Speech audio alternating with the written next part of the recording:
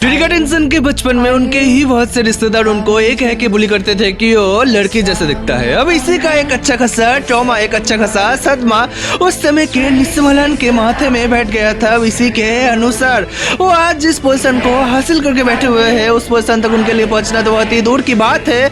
उनके लिए तो कैमरा फेस करना ही बहुत ही नामुमकिन सा होना चाहिए था, क्योंकि उन्हें तो ऐसा ही लगता था ना कि मैं लड़की जैसा दिखता हूँ, मेरे अपने ही लोग मुझे बुली करते हैं तो बाकी दुनिया के सारे लोग मुझे क्या क्या ही कहेंगे।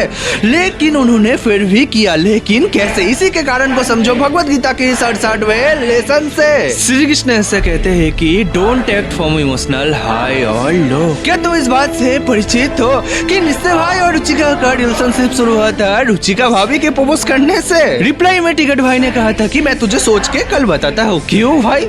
बचपन से जिस बंदे को हर कोई बुली करता था कि तू लड़की जैसा दिखता है, उस बंदे को सामने से एक लड़की प्रपोज करने के लिए आई है, उसको तो खुश होके उछल के हाँ कर देना चाहिए था कि हाँ ठीक है। लेकिन निश्चय भाई ने ऐसा कुछ नहीं किया। उन्होंने सोचने का समय लिया।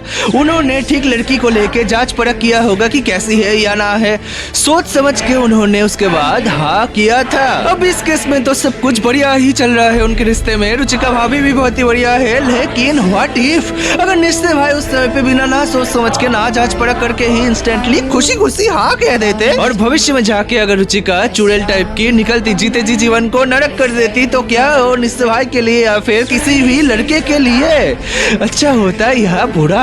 अब उन दोनों का रिश्ता तो अभी बहुत ही बढ़िया ही चल रहा है। इंसान दोनों ही बहुत ही अच्छे हैं। लेकिन अगर कभी भी अचानक से दोनों एक साथ ही बहुत ही गुस्से में आ जाए, दोनों ही एक दूसरे को बहुत ही भला बुरा सुनाने लगे और बात डिवोर्स तक आ जाए, दोनों ही अच्छे मनुष्य को अपने अच्छे पार्टनर को खोना पड़ जाए तो लाभदायी होगा या लॉस? गुस्से में मनुष्य ऐसे ऐसे कुछ कर्म करते ही रहते हैं जिसका पछतावा की मौत तक रहता है। सैड, दुख का समय काल। इस टाइमलाइन पे तुम ग्रेटिट्यूड से दूर हो जाते हो कि तुम्हारे जीवन में अभी भी जो भी चीज है वो ही बहुत किसी के जीवन में नहीं है। लेकिन फिर भी तुम्हें ऐसा लगने लग जाता है कि मेरा ही जीवन सबसे खराब है भाई। कि ऑफिस में तुम्हारे बॉस ने तुम्हें सबके सामने कुछ सुना दिया, तुम्हारा इंसल्ट कर दिया, तुम बहुत ही दुख कष्ट में आके जॉब को ही छोड़ दिए। रिलेशनशिप में तुम्हारे पार्टनर ने तुम्हें कुछ सुना दिया, तुम दुख में आके रिलेशन ही खत्म कर दिए। कि किसी भी करियर ऑप्शन में तुम बहुत ही समय से मेहनत करते जा रहे हो। एग्जांपल के लिए कंटेंट क्रिएशन जर्नी को ही पकड़ लो कि तुम 6-7 साल से मेहनत करते जा रहे हो,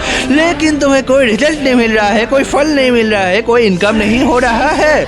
तुम दुख कष्ट में आके अपने कर्म को ही छोड़ देने का सोच रहे हो, तुम छोड़ भी दे रहे हो। डिसिप्लिन और कंसिस्टेंसी से दूर हो जाके।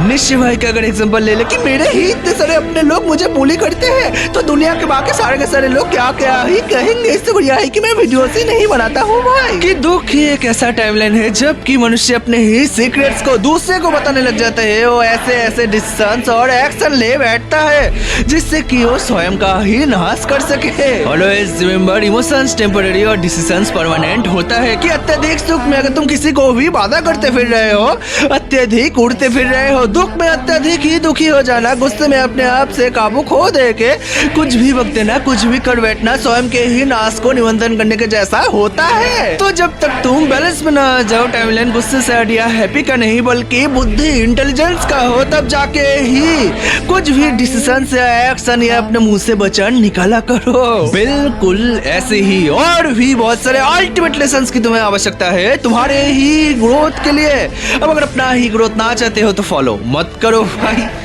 क्या समझे?